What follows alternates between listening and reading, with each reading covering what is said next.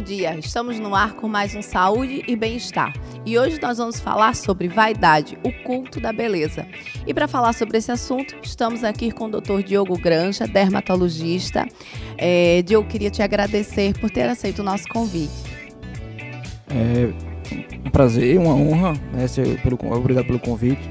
Eu gostaria de tentar esclarecer as dúvidas das pacientes, né, das pessoas que assistem o programa, né, sobre os temas mais atuais sobre saúde e beleza. Muito bem. E você? Você é daquelas que mergulha no mercado da beleza? Que está dentro das academias, na busca frenética por uma imagem e um corpo escultural? Pois é, Diogo, eu acho que eu já vou te colocar numa berlinda. Eu não sei se é o teu caso, mas os meus pacientes, eu trabalho muito com estética também. Então, os meus pacientes, eles chegam buscando uma nutricionista, geralmente magra, que tenha um cabelo bonito, que tenha uma pele impecável. Se a gente trabalha com estética, geralmente o nosso cliente ele procura isso na gente também. É o teu caso? Você é vaidoso? Logicamente, todas as pessoas têm um pouco de vaidade, né? Eu acho que eu sou um pouco vaidoso, até certo ponto, né? Tem um limite, mas as pessoas sim, buscam profissionais, né, que estão geralmente ligados à aparência que eles tentam buscar. Por exemplo, eu recebo muitos pacientes que dizem que vão para os médicos, que são calvos. Como é que ele vai tratar a calvície se ele é calvo, né? Ou vão para os pneumologistas que fumam, né? Então, assim, isso é muito importante, você tentar, né, se parecer ao máximo com aquilo que você tenta vender, né? Ou tenta tratar, tá? Então, você não pode ser uma coisa totalmente diferente daquilo que você se propõe. A gente fala que algumas pessoas dizem assim, fulano de tal não é vaidoso, mas é isso que você falou mesmo. Vaidade também tem a ver com autoestima. Se a gente tem uma autoestima elevada, a gente também tem um pouco de vaidade, alguns mais, outros menos, lógico. O exagero sempre, eu acho que o exagero sempre é prejudicial, mesmo que seja aquele exagero em querer se manter bonita. Né? Se a gente pensar de que em 10, 15 anos para cá, a estética evoluiu bastante. Né? Hoje, o que vale a pena na área de estética com relação a cabelo? Porque quando a gente fala cabelo, a gente está unindo cabelo, pele, unha. Né? Então, com relação à flacidez, celulite, hoje o que a gente tem, digamos, de ponta para esse tipo de tratamento? Bom, para poder responder essa pergunta, a gente tem que separar, né, os temas, né? Para cabelo, os tratamentos mais eficazes hoje em dia são, logicamente, os domiciliares, tá? Aqueles que você usa medicação, né, oral, medicação tópica e medicação em forma de shampoo diariamente na sua casa, tá? E eles podem ser associados a alguns outros tratamentos. Quais são eles? Você pode fazer um laser de baixa potência, que são os LEDs, tá? Você pode fazer em consultório e hoje em dia você tem disponível até chapéu, viseira, boné, né?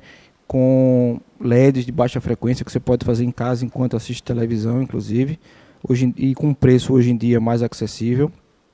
E está muito em moda para cabelo a intradermoterapia, no qual você injeta substâncias, né, através de agulha dentro do couro cabeludo, né, naqueles locais que existem falhas, tá?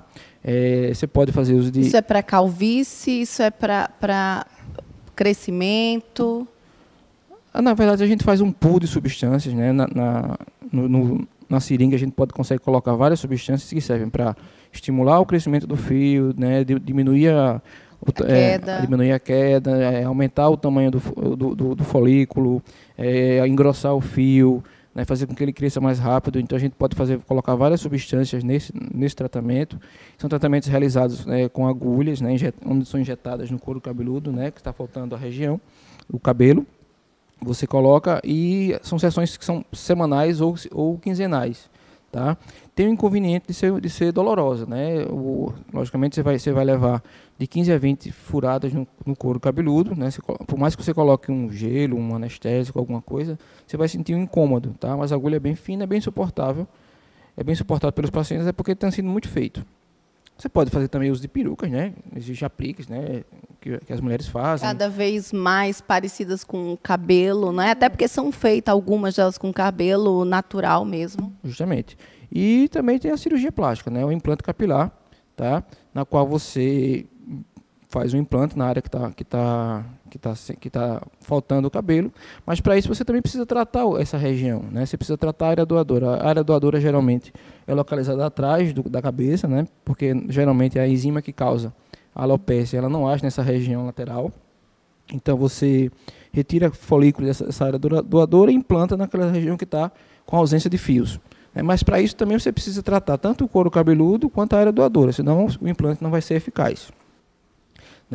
Existe uma evolução muito grande em termos de medicações tópicas e em termos de medicações orais também. Então, suplementos orais, né, remédios que você pode estar repondo aquelas substâncias mais necessárias para o crescimento do fio.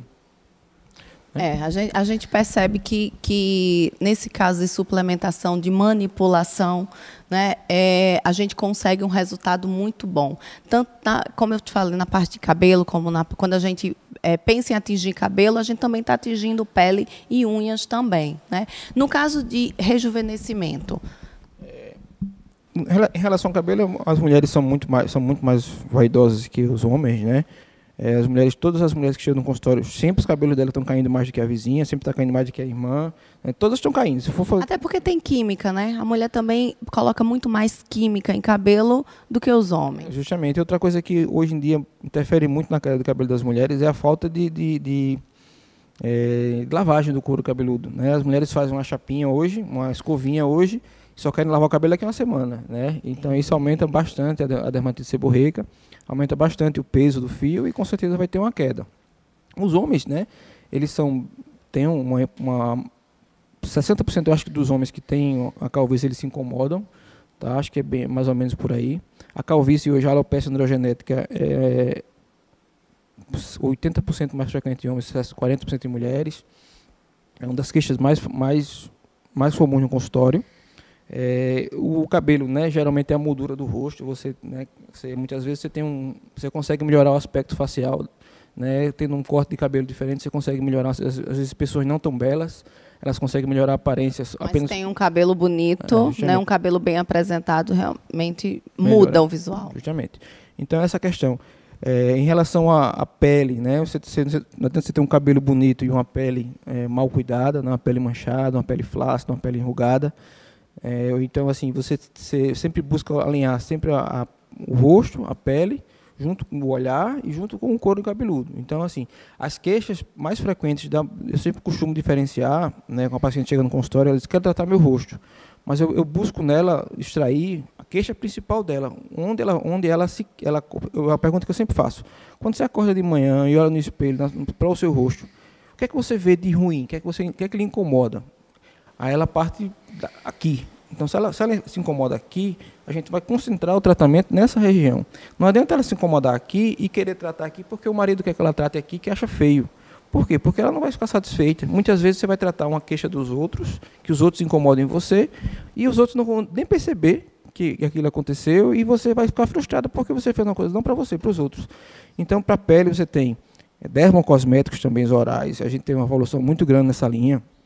A gente tem uma melhora nos preços dos tratamentos também, com a concorrência. Você tem uma melhora em termos de orçamentos, né? Em tratamentos que você pode atingir. Então, você tem tratamentos mais em conta, hoje mais baratos, com resultados satisfatórios. Você pode alinhar, logicamente, igual ao cabelo. Tratamentos em casa, tratamentos que você tem que usar. Uso de medicações tópicas, sabonetes, géis, sérums, esfoliantes, demaquilantes, né, filtros solares, para poder ter um resultado melhor com o tratamento na clínica. Diogo, já que você está falando no tratamento, não vamos citar as marcas, mas existem aqueles cosméticos que a gente compra nas revistinhas, né? Que vai diminuir linhas de expressão, vai melhorar o envelhecimento precoce. Eles realmente funcionam? Como eles são cosméticos, tá? Eles não fazem parte do receituário. Então, eu não tenho experiência certo? Em termos de prescrever e ter resultado com eles. Até porque as pacientes já chegam no consultório usando a medicação. Eu costumo dizer assim, que pode acontecer 3 coisas: não ter efeito nenhum, tá certo? Melhorar a aparência, tá? Ou podem acontecer alguma irritação, alguma dermatite de contato, ou até mesmo formação de cravos e espinhas, porque pelo fato deles terem a formulação desses cosméticos, eles têm uma concentração de óleos e cremes muito grande. Então, pessoas que têm a pele oleosa, geralmente elas não têm benefício com isso, tá? As pessoas que teriam benefício com isso seriam as pessoas mais velhas que têm a pele mais ressecada. Porque no mínimo vai hidratar. No que hidrata, melhora a luminosidade até da pele. Né? Eu digo isso porque eu nunca consegui utilizar esses cosméticos, porque justamente a minha pele é muito oleosa. Né? Então, todos que eu usei provocaram mais espinhas em mim, pioraram a oleosidade da minha pele. Aí a gente vai para aquela situação que os cosméticos, as fórmulas que a gente utiliza, a gente sempre está utilizando individualizando. Né? Então, quando você pensa quando você fala em cabelo, em pele, quando a gente vai prescrever algum fitocosmético, um nutricosmético, a gente está pensando naquele paciente. Então, às vezes, chega um paciente e diz, passou uma fórmula tão boa para minha amiga, ela melhorou marcas de expressão, eu quero a mesma. E não vai funcionar. Diferente dos cosméticos que a gente compra já pronto, que é para não é individualizado. E, às vezes, são cosméticos que vêm de fora. Né? Que de repente é importado, vem dos Estados Unidos, e quem está lá tem um estilo de pele diferente de quem está aqui no nosso país, que é um país um país tropical. Né? Os cosméticos, eu não costumo nem indicar, nem desindicar. Se já está em uso, se vai tratar comigo, eu suspendo enquanto está fazendo tratamento. Se já vem usando e quer continuar usando, eu não tenho como interferir nisso aí, entendeu? Eu tento ajustar uma maneira que a pessoa, eu gastei tanto dinheiro nesse produto aqui, eu quero usar. Eu tento ajustar uma maneira que faça com que a pessoa use o cosmético dela aliado a um tratamento médico, tá? Então, assim, essa questão de tipo de pele é muito importante, como você falou, porque geralmente os cosméticos eles são em base cremosa. Né? Então, você tem que ter muito cuidado em relação a isso. Mesmo que ele seja importado, nacional, não importa. Né? Você tem que ter cuidado em relação à base que o creme é produzido. Quando a gente individualiza um produto manipulado, né, a gente busca, às vezes, mudar a consistência do produto para fazer com que ele se adeque à sua pele. Eu costumo sempre prescrever géis, cremes, né, sérums faciais. Por quê? Porque eles conseguem se adequar à maioria das pessoas. Dificilmente eu prescrevo um creme para face, dificilmente eu prescrevo uma pomada para face, tá, em termos de estética. Por quê? Porque eu sei que o creme, se a pessoa não tiver uma indicação específica para uma substância cremosa, ela vai ter um malefício, certo? Então, eu sempre costumo associar nutricosméticos, cosméticos orais, né, vitaminas, com filtro solar, um sabonete para fazer uma limpeza adequada da pele, certo? E medicações, seja elas para uso absolutamente noturno, tá? Que eu posso aliar várias substâncias, clareadores, né, rejuvenescedores, renovadores celulares, e até hidratantes no mesmo produto, facilitando o uso do paciente. Ao invés de ele usar, hoje ele usa uma vitamina C, amanhã ele usa um ácido, no outro dia ele usa um clareador, então é muito mais fácil também para o paciente usar. Então, quando a gente fala de estética, é muito assunto. Então, como a gente estava comentando, não poderia ser só um programa, deveria ser uma trilogia de programas para a gente pensar em falar tudo sobre estética. Né? Então, a gente vai para um breve comercial e a gente volta com o Dr. Diogo aplicando um peeling e vamos falar também sobre Botox. Até daqui a pouco.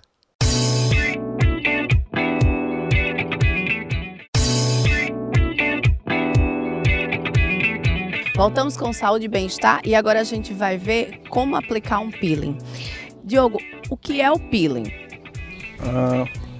Peeling é um procedimento usado na dermatologia, na estética. O nome peeling vem de um termo americano que é peel off. Tá?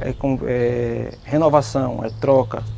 Tá? É pegar a pele, tá certo? E você tentar retirar aquela pele defeituosa, entre aspas, aquela pele doente, aquela pele maltratada, certo? E colocam uma máscara, um ácido, muitas vezes, para fazer com que exista uma troca dessa pele, na esperança que quando a pele nova ela nasce, ela ressuja melhor do que era anterior. Então peeling quer dizer trocar, renovar, mudar. Tá? Ou seja, o que acontece com a escamação da pele, não é? É escamação. Mas nem todo peeling ele precisa descamar, certo? Nem todo peeling necessariamente ele vai descamar. A descamação acontece se por acaso for necessário, se a pele tiver uma espessura, tá certo? Suficiente para escamar.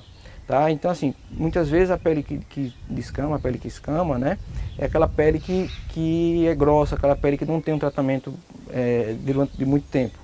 Tá? Para você fazer um peeling também, tá certo? Você precisa de uma preparação anterior ao peeling, tá certo? A paciente não chega no consultório, quer fazer um peeling, vai lá e faz. Tá? Ela tem que ter um certo cuidado anteriormente, ou seja, 15 dias sem ir à praia, 15 dias sem piscina, sem ter uma exposição solar importante. E também uso de medicações para fazer com que a resposta do peeling seja adequada. Tá? Não adianta você fazer o peeling e não ter uma resposta boa. Né? Lógico. A gente prepara a pele como se fosse uma indução, uma preparação daquele terreno, daquela pele que vai ser tratada, para você aplicar uma substância que vai causar uma queimadura, entre aspas, o peeling é uma queimadura, mas controlado, uma coisa que você consegue controlar, você consegue enxergar até que ponto aquilo está acontecendo. Tá? Então, o paciente chega no consultório, a gente inicialmente prescreve a medicação, ela trata em casa, né, durante 10 a 15 dias, uma semana que seja, e após esse período ela volta com agenda novamente, volta ao consultório, tá, para poder fazer a aplicação do peeling. Tá? Existem 2 tipos de peeling básicos, né? O peeling físico, que é o microdermabrasão, peeling a laser, microagulhamento também é um tipo de peeling físico. Existem os peelings químicos, tá? Que são a base dos ácidos. Tá? Basicamente, eu sempre gosto de associar o peeling físico com o peeling químico, para você ter uma melhor resposta, certo? O tratamento. Eu gosto muito de associar peeling a laser, um laser de CO2, com um peeling mais simples, químico, que você tem um resultado importante e consegue tratar uma grande quantidade de patologias. As indicações de peeling são várias. Você pode fazer o peeling na face somente e pode fazer no corpo também. Existem peelings corporais que são aplicados em grandes áreas do corpo para tratar estria, celulite, você pode tratar com peeling, manchas de catapora, espinha. Espinha também que tem no corpo, aquelas manchas de picada de inseto, você pode também fazer peeling, certo? Então, a gente vai demonstrar aqui nela hoje a aplicação de um peeling simples, tá? Fazer uma demonstração aqui, certo? Em uma pele acneica, tá certo? Ela tem uma acne grau 1, tá? Essa acne que tem esses pontinhos mais comedogênicos, né? Esses comedões fechados, né? Que é uma acne inicial, ela tem uma pele oleosa, tá? Então a gente vai aplicar um peeling nela para fazer com que exista a troca dessa parte mais superficial da pele, que é a camada córnea, esperando que quando ela renove essa pele, tá? Ela tenha, né, uma melhora desses comedões, certo? E tenha uma diminuição do processo inflamatório causado pela acne. Certo? Ótimo. E consequentemente melhorar um pouco as manchinhas também, mas é um peeling simples, tá certo? Porque a paciente, né, está sendo acompanhada agora, não pode ser nada muito agressivo, tá? Até porque não fez aquele pré-preparo que você mesmo comentou. E você pode fazer peeling para mancha, né? A gente tem peeling para melasma, a gente tem peeling para flacidez, a gente tem peeling para rugas finas, peeling para rugas mais profundas, que são os peelings de fenol, peeling de TCA, né? Que são peelings que tem que ser feito com um cuidado maior. Certo? Porque eles são mais perigosos e devem ser exclusivamente feitos por médico, tá certo? Certo. Vamos começar a demonstrar, né? O paciente está com a pele limpa, tá certo? Né? A gente tem que retirar o máximo de gordura possível da pele, tá? Porque se ficar um pouquinho de gordura aqui, a gente tem uma imperfeição no peeling, tá? A gente retira toda a gordura, deixa a pele bem lisinha, certo?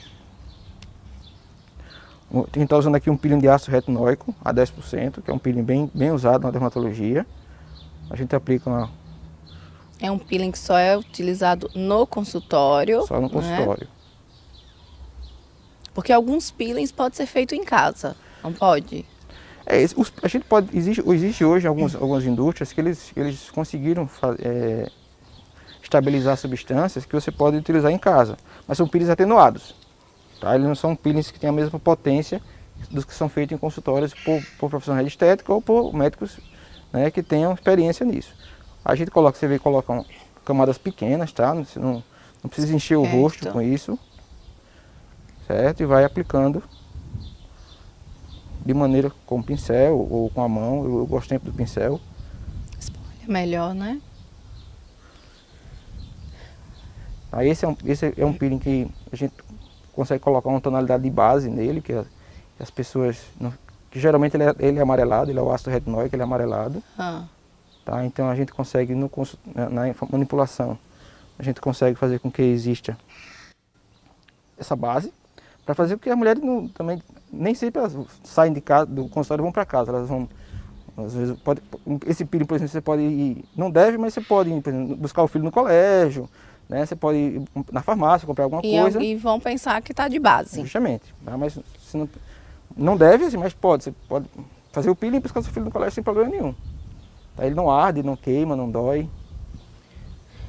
Diogo, você estava falando sobre marcas de expressão e como você falou, se for uma ruga mais fina, dependendo se uma ruga mais fina ou uma ruga mais profunda.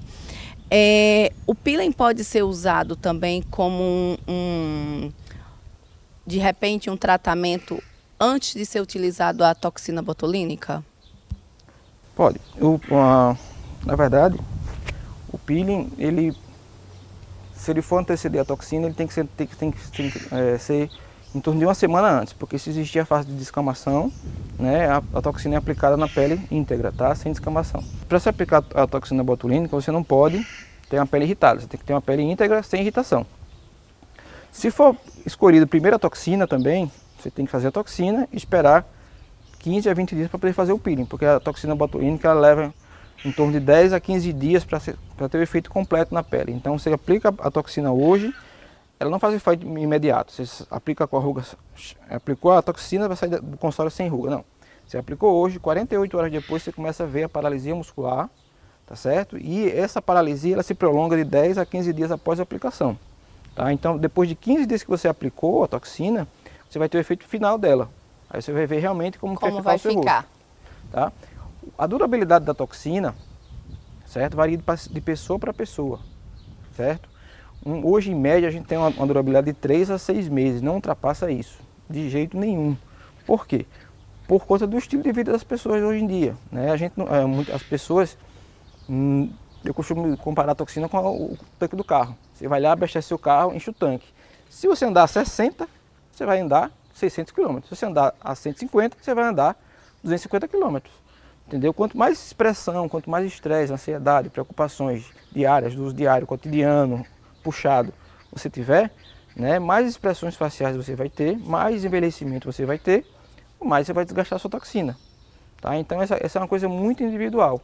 Agora, uma coisa importante é que quando existe uma periodicidade de aplicações, por exemplo, você aplica de 4 em 4, de 6 em 6, sempre, 2 vezes no ano seria uma boa indicação, você tem uma diminuição do tamanho do músculo e um aumento da durabilidade da toxina. Então isso é uma coisa boa. E em relação à idade hoje, então não existe mais assim uma idade específica para se aplicar a toxina. Tá? Antigamente, só tenho 30 anos, vou aplicar a toxina. Não. Pessoas que têm indicação, podem, logicamente, a gente sempre aconselha acima de 16 anos. Tá? Mas pessoas com indicação, né, ela pode usar a toxina sem problema nenhum. 20 anos, se começou a formar ruga, tem um rosto muito marcado já. Então, quanto mais breve você fizer o uso da toxina, né, melhor vai ser o efeito final. Consequentemente, você vai envelhecer muito menos do que você envelheceria se não estivesse usando. Então, a aplicação da toxina hoje é mais para prevenção do que para tratamento de ruga. No caso da toxina? A toxina. No meu caso, foi meio que frustrante para mim, porque eu não bebo, eu não fumo. Na época, eu não estava tomando nenhum remédio e eu coloquei... fiz a aplicação da toxina e não durou um mês. A gente esperou aqueles 15 dias, ficou perfeito. E com um mês, tudo já tinha voltado ao estado original. Existem casos que acontecem realmente isso. De não pegar realmente a toxina. De não funcionar. Não é comum, tá certo? Mas existem pacientes que realmente você aplica a toxina, ela passa um mês e pouco e o efeito ele desaparece. Aí a indicação é você trocar a marca. Tá? Você vê qual foi a marca que foi usada, e tentar fazer com outra marca para ver se você tem um resultado melhor, tá certo? Mas eu acredito que se você for aplicando, né, respeitando o tempo, essa durabilidade vai aumentar, tá certo? Então eu acho que se você aplicou, você vê qual foi a marca que foi aplicada em você e de repente trocar por outra marca para ver se consegue fixar pelo menos uns 3 meses aí, que é o mínimo que eu acho que é necessário. Vamos ver, né? E aqui, o que é que faz agora? A gente terminou o peeling, tá? Ela vai para casa com essa máscara, certo? Ela fica de 6 a 8 horas com isso aqui na face, tá? Depois disso ela lava com sabonete neutro, um sabonete infantil, e tem que fazer o pós-peeling. Ele é tão importante quanto um peeling, tá? Então o pós-peeling vai ser, se ficar com a pele avermelhada, a pele irritada, compressas com água gelada, certo? Se começar a descamar, não deve puxar a pele, não deve esfregar a pele, porque vai ficar marcado, vai ficar manchado, certo? E durante o período de 5 a 7 dias, ou seja, até uma semana depois, ela vai ficar fazendo compressas com água gelada e filtro solar de 2 em 2 horas. Após isso, ela pode reiniciar o uso do ácido que ela usava anteriormente em casa, normalmente. E aguarda um período de renovação em torno de 30 dias, se for o caso, para poder fazer outro peeling. Ótimo. Eu já fiz peeling e o resultado foi perfeito, tá? Essa foi a aplicação do peeling com o Dr. Diogo. A gente vai para um breve intervalo e voltamos daqui a pouco para conversar um pouco mais sobre estética.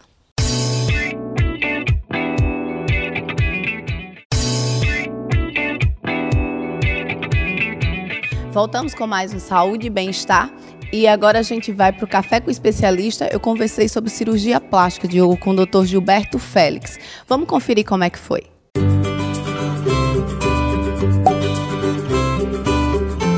Olá, sejam bem-vindos a mais um Café com o Especialista. Hoje nós vamos falar sobre cirurgia plástica com o Dr. Gilberto Félix, cirurgião plástico, membro da Sociedade Brasileira de Cirurgia Plástica e membro da Sociedade Brasileira de Queimados.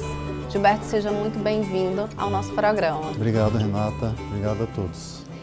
Os brasileiros são um dos povos mais vaidosos. Com relação à cirurgia plástica, nós ficamos atrás apenas dos Estados Unidos. Ou seja, são muitos procedimentos estéticos que o brasileiro faz, não é isso? E por que perdemos essa colocação? Eu acho que há uns 3, 4 anos nós éramos os primeiros. Hoje nós já estamos em segundo lugar. A que se deve essa queda do primeiro para o segundo lugar? Então, a partir de 2013, o Brasil ingressou numa crise econômica que perdura até hoje. Então, essa crise econômica atingiu todos os setores da sociedade e a cirurgia plástica não poderia estar de fora. Então, sofreu bastante com o número de cirurgias diminuindo a partir dessa data. Gilberto, há mais ou menos 3, 4 anos que coincide com esse tempo, a gente tinha semanalmente na mídia várias intercorrências com relação à cirurgia plástica, que a gente começa a perceber que isso diminuiu bastante. Essa questão dessas intercorrências que existiram há alguns anos também culminou nessa caída do Brasil para o segundo lugar? As pessoas diminuíram a confiança na cirurgia plástica?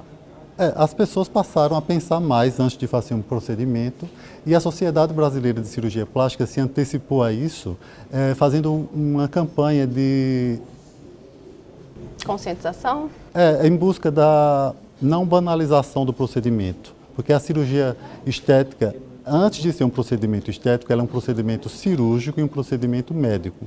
Então, essa campanha que a Sociedade Brasileira de Cirurgia Plástica fez com o objetivo de moralizar esses procedimentos, torná-los mais seguros, fez com que os médicos cirurgiões plásticos prestassem mais atenção nos mecanismos de segurança para os procedimentos, e isso pode ter também reduzido um pouco essa prática desenfreada de procedimentos sem indicação. Diminuiu, mas ainda é bem grande o número de procedimentos estéticos por ano, tanto que a gente está em segundo lugar, né? Quem é que passa mais por esses procedimentos? As mulheres ou os homens? Então, sem sombra de dúvida, são as mulheres, né? São quase 90% dos procedimentos que ocorrem em mulheres, e a gente justifica isso pelo estilo de vida da mulher. O estilo de roupa que as mulheres usam valorizam mais o contorno corporal. E principalmente no nosso país, que é um país tropical, que valoriza as formas, a exposição do corpo. Então, as mulheres são quase 90% dos procedimentos e os homens pouco mais de 12%. das cirurgias. Os homens, tradicionalmente, eles são mais medrosos com procedimentos invasivos, são mais sensíveis à dor, então eles têm um pouco de pavor de procedimentos invasivos.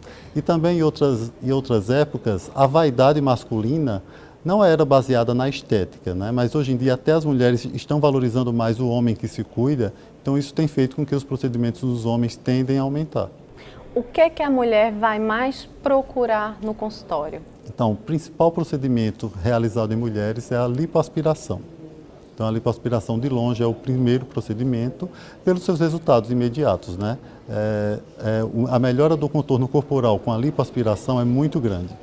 O segundo procedimento realizado por mulheres no Brasil é a prótese de mama, o aumento de mama por prótese.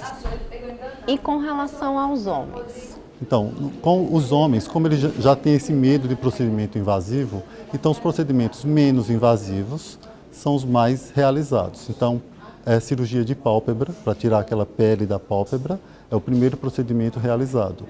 Tem o implante de cabelo, também é um procedimento bastante realizado. Orelhas em abano, lipoaspiração também é realizado por homens e a retirada das glândulas mamárias também é muito frequente entre os homens. Então o implante do cabelo não está em primeiro lugar. Não está em primeiro. Que até pensei que os homens corriam mais para a questão do implante de cabelo, tá? Quando a gente fala em cirurgia plástica, o que a gente tem que pensar quando a gente decide, eu vou fazer cirurgia plástica? Quais são os passos que a gente tem que tomar para diminuir os riscos da cirurgia? Como você falou, é um procedimento cirúrgico. Então, a primeira coisa, o primeiro critério que deve ser avaliado é a escolha do cirurgião plástico. Então, na maioria das vezes, a sua escolha é baseada na indicação de uma amiga, de um familiar, e isso é um bom critério para iniciar a sua procura pelo cirurgião plástico. Porque se a sua amiga, se o seu familiar teve bons resultados, então isso já encoraja você a realizar o procedimento. O segundo passo é avaliar no site da Sociedade Brasileira de Cirurgia Plástica se esse cirurgião é credenciado, porque a Sociedade de Cirurgia Plástica é a única entidade autorizada tanto pelo Conselho Federal de Medicina como pelo Ministério da Educação a formar o especialista. Então, deve-se procurar um cirurgião plástico credenciado pela Sociedade Brasileira de Cirurgia Plástica. Eu digo que a cirurgia plástica, ela pode nos levar do céu ao inferno com a mesma velocidade. Então, assim, quando você fala procurar um cirurgião que seja credenciado, de repente olhar onde esse cirurgião opera, porque tem uma diferença. Né? Como a gente estava conversando antes do programa começar, não se pode operar em clínicas, tem que ser em hospitais. Então você deve avaliar bem se você vai... Pequenos procedimentos até pode ser realizado em clínica, mas grandes procedimentos, a tendência é sempre ser realizado em hospitais. Né? Essa prática da utilização de clínicas para a realização de procedimentos cirúrgicos grandes já foi abandonada. Então, na grande maior parte do Brasil, isso não mais é feito, né? Lipoaspiração em clínica, inclusão de próteses, isso aí tende a ser abandonado no Brasil, justamente por esses mecanismos de segurança, né? Para tornar o procedimento seguro. Ou seja, é um procedimento cirúrgico, né? E como todo procedimento cirúrgico tem seus riscos, mas quando você toma esses devidos cuidados de procurar um cirurgião, de ver onde esse cirurgião ele tá fazendo esse procedimento, você diminui muito esses riscos, não é isso? Gilberto, queria te agradecer mais uma vez, tá, em ter vindo aqui esclarecer tantas dúvidas. Como a gente falou, o Brasil está em segundo lugar, então são muitos procedimentos estéticos durante o ano, então a gente precisa estar mais segura quando a gente pensa em fazer uma cirurgia. Obrigada. Eu que agradeço, foi muito prazerosa a nossa conversa, Renata. Que bom. E para você que nos acompanha, até um próximo Café com Especialista.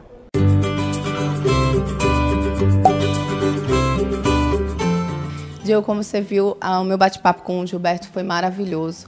A gente falou sobre a cirurgia plástica. Me surpreendeu ver que calvície nos homens não é o principal motivo dos homens procurar cirurgia plástica. Que a vaidade está diretamente ligada com a autoestima também, foi o que a gente já tinha conversado. Eu queria que você finalizasse o programa dizendo quais são os principais cuidados que a gente tem que ter?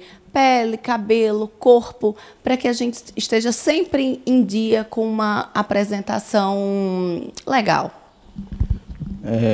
Realmente, a pele, a saúde da pele, do cabelo e das unhas, ela depende muito da saúde do corpo também, tá certo?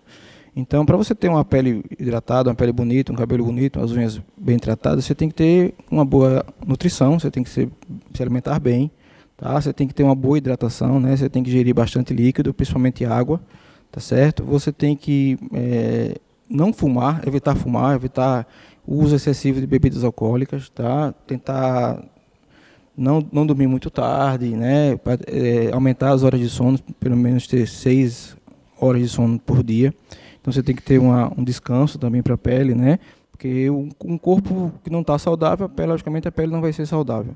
Tá? Então, proteger do sol, é muito importante o uso de filtro solar, tentar não se expor ao sol nos horários mais quentes do dia, que são de 9 da manhã às 5 da tarde, tentar evitar esses horários. Se for à praia, né, tentar ir antes desse horário, antes das 9 e depois das 5, certo? Se for à praia, usar filtro solar de 2 horas, não ficar mais de 10 minutos dentro da água, porque isso o filtro solar não vai ser eficaz. Se usarem aquelas blusas de proteção ultravioleta, né, se molharem as blusas, trocar por uma seca, porque ela não protege mais, ela estando molhada, certo? Procurar sempre... E às vezes as pessoas vão para a piscina usando a blusa, né, achando que está se protegendo.